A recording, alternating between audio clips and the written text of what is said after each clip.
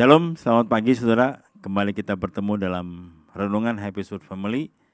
Pada pagi hari ini saya beri judul Manajemen Hidup. Dalam dunia pekerjaan yang saya geluti,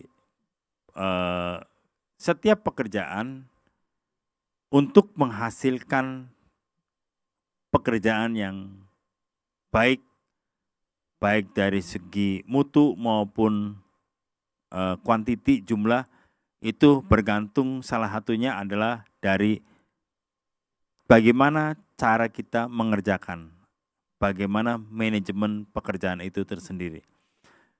Nah, begitu juga dengan tubuh jasmani kita. Kalau kita mau sehat, kita juga harus mengatur apa yang masuk, apa yang kita makan, dan bagaimana kita makan. Seperti apa yang Bapak Gembala sampaikan dalam serial beberapa minggu ini, di mana dengan tema atau topik apa yang kita makan dan bagaimana kita makan, tubuh kita akan sehat kalau kita makan dengan benar, baik itu kuantitinya ataupun waktunya. Begitu juga dengan roh kita. Roh kita juga, kalau roh kita mau sehat, maka roh kita juga harus kita atur dengan memberikan asupan makan yang baik dan bermutu, sehingga pada saatnya roh itu akan menjadi penopang utama buat tubuh kita, terutama pada saat kita menghadapi pergumulan. Saya bagi beberapa ayat dalam renungan pagi hari ini, yaitu di 1 Tesalonika 5 ayat yang ke-15, saya mulai. Perhatikanlah supaya jangan ada orang yang membalas jahat dengan jahat, tetapi usahakanlah senantiasa yang baik terhadap kamu masing-masing dan terhadap semua orang.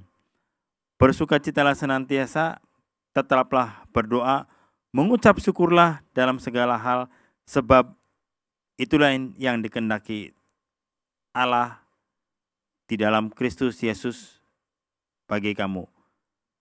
Janganlah padamkan roh. Dalam manajemen tubuh roh kita, seharusnya kita juga tahu bahwa tidak begitu saja roh kita akan kuat atau roh kita akan mampu menopang kita, terutama pada saat kita masuk dalam masa-masa pergumulan, tetapi kita juga harus memberikan makan roh kita dengan baik dan benar. Bagaimana memberi makannya? Dalam perikop nasihat-nasihat yang diberikan oleh Rasul Paulus kepada jemaat di Tesalonika ini, jelas sekali bahwa yang pertama, kita harus tetap bersukacita. Apapun masalah atau apapun kondisi kehidupan kita, biarlah kita tetap bersukacita. Karena dari situ kita akan mampu memilah-milah dengan jelas seperti apa yang harus kita lakukan.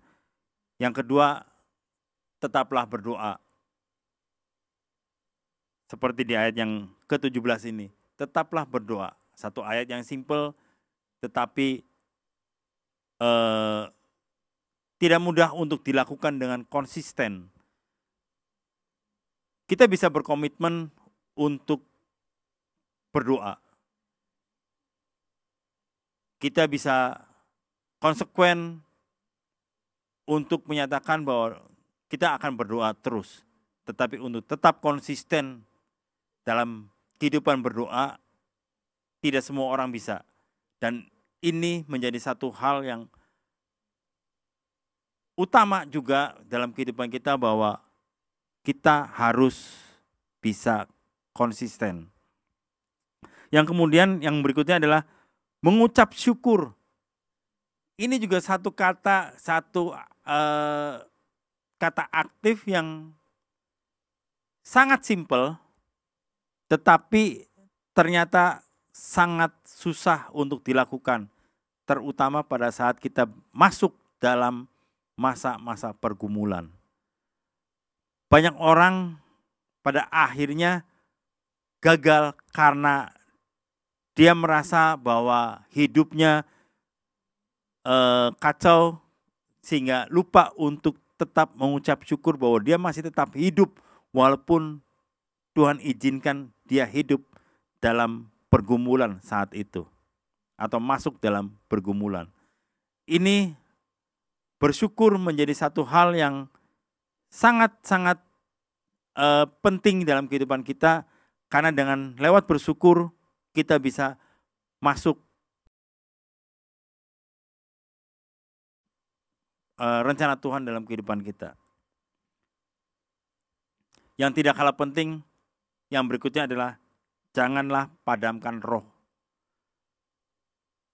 Jangan biarkan roh kita padam, walaupun hanya itu sudah menjadi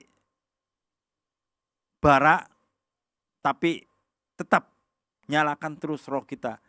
Karena pada saatnya roh itulah yang akan mampu menopang kita dalam menghadapi setiap permasalahan kehidupan. Karena kita tahu kehidupan saat ini bukan kehidupan yang gampang, tapi hidup yang sangat-sangat susah. Tetapi dengan roh yang tetap hidup yang ada dalam hidup kita, dalam hati kita, kita akan mampu menjalani kehidupan yang serba susah seperti sekarang ini. Dan pada pagi hari ini, lewat renungan ini, saya mengajak kita semua untuk mari kita sama-sama belajar terus mengatur kehidupan kita, memanage kehidupan kita, bagaimana kita harus hidup, bagaimana kita harus makan, sehingga tubuh, jiwa, dan roh kita akan tetap sehat dalam mengiring Tuhan. Terima kasih, Tuhan Yesus memberkati. Mari kita berdoa. Tuhan Yesus, kami bersyukur pada pagi hari ini buat apa yang sudah Engkau berikan, biar kami bisa tetap belajar Tuhan, untuk tetap melakukan hal-hal yang kami harus lakukan dalam mengatur kehidupan kami. Kami bisa tetap bersuka cita, kami bisa tetap dan selalu berdoa, kami bisa tetap mengucap syukur, dan kami menjaga roh kami untuk tetap hidup dan menyala. Terima kasih Tuhan Yesus. Dalam nama Tuhan Yesus kami bersyukur. Haleluya. Amin. Selamat pagi, Tuhan Yesus memberkati.